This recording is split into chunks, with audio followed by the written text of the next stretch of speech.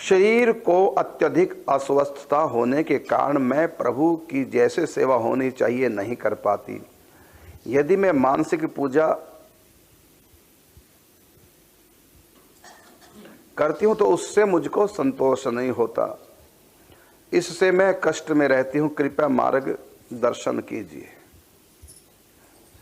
भिलिनी ने एक से एक सुंदर फल है, लेकिन भिलिनी कहती है मैं वृद्ध हो गई हूं, फल बहुत ऊंचे है, मैं पेड़ पे चढ़ नहीं सकती, मेरे पास कोई बच्चा नहीं जिसको पेड़ पे चढ़ा के फल तोड़ूं। तो उसकी पहुंच कहां थी? बोलो कौन से फल तक थी? बेर तक, जो नीचे लटके रहते हैं, नीचे धरती पे खड़े होकर ही बेल तोड़ देते। देखो हमारी कुटिया में बेर का पेड़ है, जहां आप बर्तन मांजते हैं, आपने देखा होगा भोजन के बाद, तो वहां बेर का पेड़ है। तो आपको बेर तोड़ने के लिए बेर के पेड़ पे चढ़ना नहीं पड़ेगा, नीचे से नीचे तोड़ लेते हैं।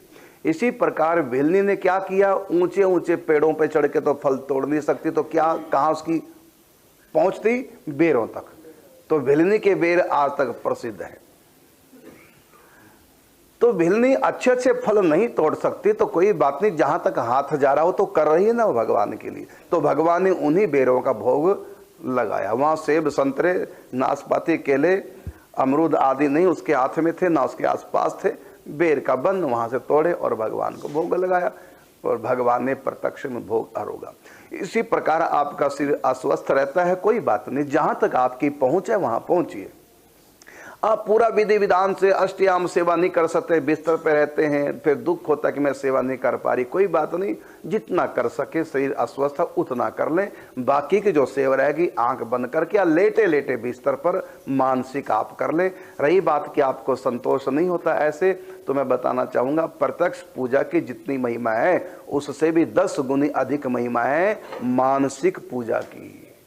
इसलिए आप ये मत सोचो, क्योंकि भगवान मानसिक पूजा को ही स्वीकार करते हैं। प्रत्यक्ष में जो हम पूजा करते हैं, यदि उसमें मन नहीं लगा तो भगवान स्वीकार नहीं करते। और मानसिक जो हम पूजा करते हैं, यहाँ भी जब हम भोग लगाते हैं प्रत्यक्ष में, तो जब तक आंख बंद करके मानसिक भोग ना लगाओ कि सखियां ठाकुर जी को खिला रही हैं, ग्वाल बाल ठाकुर जी को खिला रहे हैं, मैया यशोदा ठाकुर जी को खिला रही है, अपने सखा सखी या वात्सल्य भाव के अनुसार, जब तक हम भगवान को भोग लगाते हैं आंख बंद करके ना देखें उनके निज परिकरों के द्वारा, तब तक भगवान को भोग लगता नहीं। तभी तो हम भोग लगा के गाते हैं ना, बिलिनी के बेर सुदामा के तंदुल। हम उस समय चिंतन करते हैं कि उनके बेर खाए, तो भगवान जिनके हाथों से खाते हैं, जो उनके निज परिकर हैं, उन्हीं का भोग लगाते समय चिंतन करना चाहिए। यही भोग के पद गाने का एक रहस्य है। जब भी भोग लगता है, भोग का पद इसलिए गाते हैं कि उन भक्तों का चिंतन करते हैं भोग लगाते समय, जिन भक्तों के हाथ से ठाकुर जी ने भोग लगाया है। तो यही उसका रहस्य है भोग के पद का। तो वहाँ क्यों पद गाता है? जिससे कि हम चिंतन करें कि बिल्ली ने आपको खिलाया, विद्रानी ने आपको खिलाया, सखियों ने आपको खिलाया, मैया यशोदा ने आपको खिलाया, सुनामा के चावल वो आपने खाए हैं, कर्माबाई की खिचड़ी। तो जहाँ जहाँ भगवान ने भोग लगाया प्रेम से, तो हम उन सब भक्तों का चिंतन करते हैं, भगवान को भोग लगाते चिंतन में देखते हैं। इसलिए हम लोग भोग लगाते समय पद गायन अवश्य करते हैं भोग का, अर्थात चिंतन जिससे हो जाए। तो भगवान को भोग लगाते हुए देखिए मानसिक, तो प्रत्यक्ष में जो आप पूजा कर रहे हैं इसकी भी कोई महिमा कम नहीं है, लेकिन उससे भी 10 गुना अधिक महिमा जब हम मानसिक सेवा करते हैं।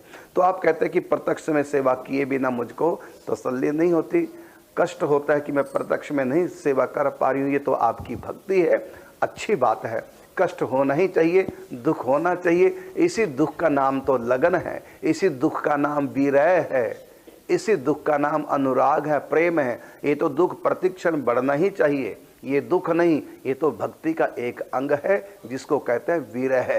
ये तो होना ही चाहिए।